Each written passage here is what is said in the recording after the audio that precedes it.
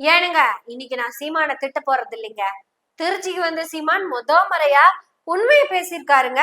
சீமான் எதை பத்தி தெரியுமா உண்மையா பேசியிருக்காரு? கோயம்புத்தூர் ஏர்போர்ட்டுக்கு பின்னாடி நடந்த அந்த மாணவி பாலியல் வன்புணர்வு சம்பவத்தை பத்தி தான் பேசியிருக்காரு. சீமான், உண்மையை சொல்லியிருக்கீங்க, ஒரே ஒரு தடவை சொல்லுங்க. அந்த சம்பவத்தில் ஈடுபட்ட அவங்க மட்டும் இல்லை, பேசியிருக்கேன், நான் கேட்டுக்கிட்டு இருக்கேன். நீங்கள் நம்ம எல்லாருமே இது வைக்க தலைகுனிய வேண்டிய ஒரு சம்பவம் ஆயிடுச்சு. எஸ், இது உண்மைதான். இந்த உண்மையை சொன்ன ஒரே காரணத்துக்கு வேண்டி நான் சீமானை பாராட்டுறேன். எஸ், இந்த விஷயத்துல நீங்களும் இந்த சமூகமும் வெக்கப்பட்டு தலைகுனிய வேண்டிய சம்பவம் தான்.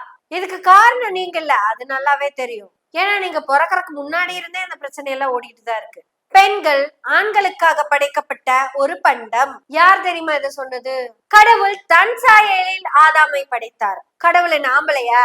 ஆம்பளையாத்தான் இருக்கணும். அதனாலதானே ஆம்பளை சாயலில் ஆதாம படைச்சிருக்காரு. அதனாலதான் தன்னோட சாயல்ல ஆதாம படைச்சிருக்காரு. ஆதாம் ஆம்பளைதான். ஆதாமுக்கு உதவி செய்ய, எதுக்கு? ஆதாமுக்கு உதவி செய்ய, ஆதாமின் தனிமையை போக்க, ஆதாமுக்கு எல்லாமுமாக. ஆதாமுக்கு சோறு சமைக்கணும், துணி இல்லையா, துணி தைச்சு கொடுக்கணும். அதாவது இலை தலைகள் எல்லாம் கட்டி துணி மாதிரி தைச்சு கொடுக்கணும். அப்புறம் ஆப்பிள் ஒண்ணு இருக்கும், அதை அவர் பொறிச்சு சாப்பிட மாட்டாரு. ஏன்னா அவர் அன்பிட் தானே. ஏன்னா அவரோட வலது கை இப்படித்தானே இருக்கும், கையை எடுக்கவே முடியாது. அப்புறம் ஆதம் வந்து ரொம்ப குட்டை, பாத்தீங்களா? மரம் ஹைட்டா இருக்கும். அதுவும் இல்லாம அந்த காலத்திலே போலியோ தாக்கி கால் ஒரு சைடு இப்படி இப்படி இப்படி இப்படி இழுத்து தானே வந்துருப்பா. அது போக கூன் விழுந்திருக்குங்க. கூன் விழுந்து இப்படி இப்படி இப்படி இப்படிதான் வந்துட்டு இருப்பாரு. அவர் எப்படி அந்த ஆப்பிள பொறிச்சு சாப்பிடுவாரு? அதுக்காகத்தான் ஏவாள ஒண்ணு உருவாக்கி ஏவி விட்டாரு. அதை எங்கிருந்து எடுத்து உருவாக்குனாரு? ஆதாமோட இந்த விழா எலும்புல இருந்து எடுத்திருக்காரு. இத வச்சு ஏவாள உருவாக்குனதுனாலதான் பெண்கள்னால தண்ணி கொடுத்த ஈஸியா தக்கிட்டு வர முடியுது. இது ஆண்கள் வெக்கி தலைகுனிய வேண்டிய சம்பவம் தான். அதுவும் சீமானே சொல்லியிருக்காருன்னா அது உண்மையாதானே இருக்கும் அப்படின்னு மொத்தமா நம்பிட வேணா. இது மட்டும்தான் உண்மை. ஏன்னா பாலியல் குற்றம்னு வர்றப்ப சீமான் தன்னையும் அறியாமல் சில உண்மைகளை பேசுவார். ஏங்க, உண்மையாலுமே ஆதாம் அன்பிட்னு சொல்ல வரீங்களா? ஆமா, அன்பிட் தான். ஏங்க, ஒத்த ஆப்பிள பறிச்சு திங்க முடியாதவன் ஒருத்தவங்க பறிச்சு கொடுத்தா அதை வாட்டி ஜாலியா தின்னுட்டு ஏன்டா தின்னு கேட்டா, ஐயோ எனக்கு எதுவும் தெரியாதுங்க, அவங்கதான் பறிச்சு கொடுத்தாங்க, நான் ரொம்ப நல்லவன் அப்படின்னு சொல்றவன் தானே அவன். கடவுளே, உன் படைப்பில் என் கை கால் முதுகு அனைத்தும் வளைந்திருக்கும் போது நான் எப்படி ஆப்பிளை பறிக்க முடியும்? ஓ அப்படியா, கரெக்ட் கரெக்ட். பெண்களே அப்படின்னு யாரு சாபம் விட்டாங்கன்னு தெரியல. பைபிள்ல பெண்களுக்கு சாபம், குரான்ல பெண்களுக்கு சாபம், கீதையில பெண்களுக்கு சாபம். 4 வேதங்களிலும் சாபம் பெற்றவர்கள் பெண்கள் தான். இதையெல்லாம் அடிச்சு நொறுக்கி வெளியே வந்து இப்பத்தான் படிச்சு கிடிச்சு மேல வந்துட்டு இருக்கிறோம்.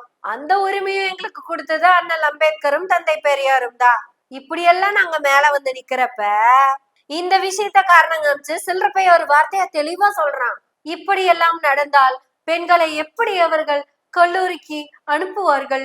இப்ப எப்படி இதை பார்க்கும்போது நம்ம பிள்ளைகளை பெற்றோர்கள் வந்து கல்லூரிக்கு படிக்க அனுப்புவாங்க.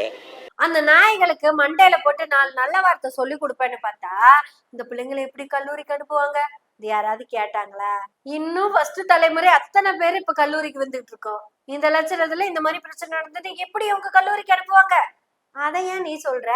ஆண் பிள்ளைங்களை கரெக்டா வளர்த்துங்க அப்படின்னு சொல்லலாம்ல. ஏதோ கல்லூரிக்கு வராத பிள்ளைங்களை எல்லாம் இவங்க ஒண்ணுமே பண்ணாத மாதிரி.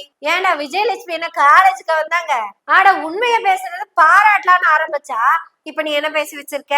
படிப்புக்கு எதிரா பேசுறதுலயே நீ பெரிய வெண்ணதான். அது பெண்களோட படிப்புன்னு வரும்போது சுத்தமா பிடிக்காதே உனக்கு. அன்புள்ள பெற்றோர்களே, பெண்களை பெற்ற பெற்றோர்களே, ஒவ்வொரு நிகழ்வும் நமக்கு எதிராதான் நடந்துகிட்டே இருக்கும். படிக்க போற பிள்ளைங்க மட்டும் இல்ல, பால்வாடிக்கு போற பிள்ளையில இருந்து பாடையில போக கிடக்குற பாட்டி வரைக்கும் இவனுங்க இத பண்ணிக்கிட்டே தான் இருக்காங்க. ஏன்னா இது இவங்களுக்கு கடவுள் கொடுத்த வரம். அதே கடவுள் இதே விஷயத்துல பெண்களுக்கு கொடுத்த சாபம். இந்த வரத்தை பெற்ற ஆண்கள் நமக்கு எதிராக என்னைக்கும் பேசிக்கிட்டு தான் இருப்பாங்க. எந்த வாய்ப்பு கிடைச்சாலும் தனக்கு எதிரான வஞ்சகமான வார்த்தைகளை வீசிக்கிட்டே தான் இருப்பாங்க. பெண்களை பெற்ற பெற்றோர்களே, நமக்கு என்ன துன்பம் வந்தாலும் நம்ம போராடித்தான் ஆகணும். சுக்கா மிளகா சுதந்திரம் சும்மா கிடைக்க பாவேந்தரின் வரிகள். போராடி கொண்டே இருப்போம், உங்களுக்காகவும் உங்களின் அடுத்த தலைமுறை பெண்களுக்காகவும். ஆண்களை பெற்ற அம்மாக்களே, உங்ககிட்ட நேரடியா ரெக்வெஸ்ட், ஆண்களை பெற்ற அம்மாக்களேன்னு சொல்றதுக்கு பதிலா அண்ணமாலையே சொல்லிக்குவோம், சீமானை பெற்ற அம்மானே சொல்லுவோம். உங்கள் ஆண் பிள்ளைகளை சரியாக வளர்த்த பழகுங்கள்.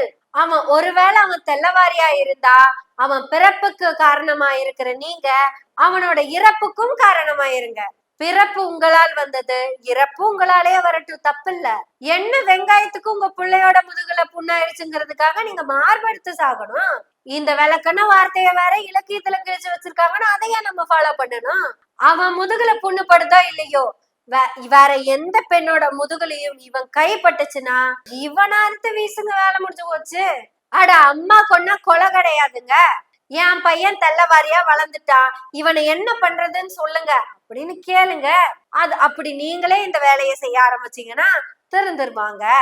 இல்ல நான் என்ன இருந்தாலும் ஒரு அம்மா, இந்த அம்மாக்கு இவ்வளவு குவாலிட்டிஸ கொடுத்து வச்சிருக்கு இந்த சமூகம்.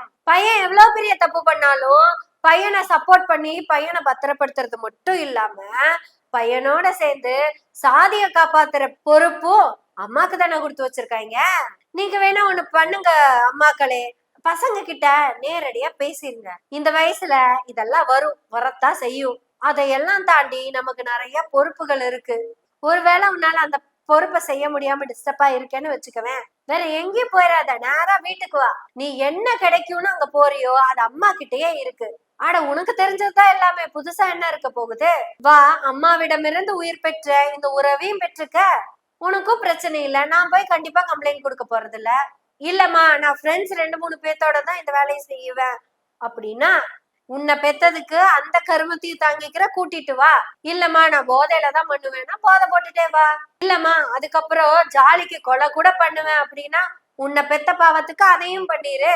இப்படி நீங்க உங்க பிள்ளைங்களை சொல்லி வளர்த்தீங்கன்னா உங்க பிள்ளைங்க இந்த சமூகத்துல தவறு பண்ண மாட்டாங்க அப்படின்னு நம்ப முடியாது. அத பத்தி அவங்களுக்கு எந்த கவலையும் கிடையாது. ஆனா பேசுறப்ப வெண்ண மாதிரி பேசுவாங்க. யாயும் யாயும் யாயாகியரோ என்னையும் நுந்தையும் எம்முறை கேளே, செம்புல பெயர் நீர் போல் அன்புடை நெஞ்சம் தான் கலந்தனவே. அப்படியெல்லாம் கலக்க மாட்டாங்க. அதெல்லாம் எழுத்துல மட்டும்தான். சுய உரிமையை என்னைக்கும் கொடுத்துட மாட்டாங்க பெண்களுக்கு. இதுக்கெல்லாம் என்ன தெரியுமா காரணம்? அந்த கூன் விழுந்த கால் இழுத்துக்கிட்டா கை இழுத்துக்கிட்டா அந்த ஆதாமுக்கு ஆப்பிள பறிச்சு கொடுக்கறதுக்குத்தான் ஏவாளை கண்டுபிடிச்சேன்னு சொல்ற அந்த கதைய இன்னும் நம்பிக்கிட்டு இருக்கோம்ல, அதுதான். இங்க எல்லா கடவுள்களும் எல்லா கதைகளும் ஆண்களுக்கு சாதகமா பிறந்ததுதான். ஏன்னா இந்த கதை எழுதுனது பூரா ஆம்பளைங்க.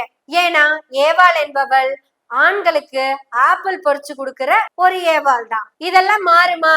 மாறும். மாறி இருக்கா? மாறி இருக்கு, நிறையவே மாறி இருக்கு, ரொம்ப ரொம்ப மாறி இருக்கு. நிறைய ஆண்கள் இன்னைக்கு ஆதாமா இல்ல. அதற்கு காரணம் அவங்க பெற்ற கல்விதான். சரியான கல்வி மட்டுமே ஒருவனை செழுமைப்படுத்தும், சீர்படுத்தும். அப்புறம் ரொம்ப முக்கியமான விஷயம், எல்லாரும் சும்மா சும்மா பேசுற விஷயம், இப்பதான் இப்படி எல்லாம் நடக்குது, இப்பதான் இவ்வளவு விஷயங்கள் நடந்துகிட்டே இருக்கு அப்படின்னு எல்லாம் நம்ம நினைக்க வேணாம். இது காலங்காலமா இன்னும் நிறையவே நடந்துகிட்டு இருந்தது. இப்ப இதை எல்லாமே தைரியமா நம்ம வெளிய சொல்லி இன்னொரு தடவை இன்னொரு பொண்ணுக்கு நடக்காம பாத்துக்கிட்டு இருக்கோம். ஏன்னா சேலை மேல முள்ளு விழுந்தாலும் முள்ளு வேலை சேலை விழுந்தாலும்னு சொல்லி சேலை கிழிஞ்சாலும் அத வெளியே சொல்லாமலே வச்சிருந்தோம். அந்த முட்களை உடைக்க யாருமே தயாரா இல்ல. இப்பதான் உடைக்க ஆரம்பிச்சிருக்கோம். உடைப்போம், சேலையை கிழிக்கிற எல்லா முட்களையும் உடைப்போம். அந்த முட்கள் சேலையை கிழிக்கணும்னு நினைச்சா கூட உடைப்போம். அதுக்கு கல்வி மிக பெரும் ஆயுதம். சில்லற பையன் பேச்ச நம்பாதீங்க. சில்லற பையா, இதை விட பெரிய பிரச்சனையே வந்தாலும் எங்களை பெத்தவங்க எங்களை படிக்கத்தான் அனுப்புவாங்க.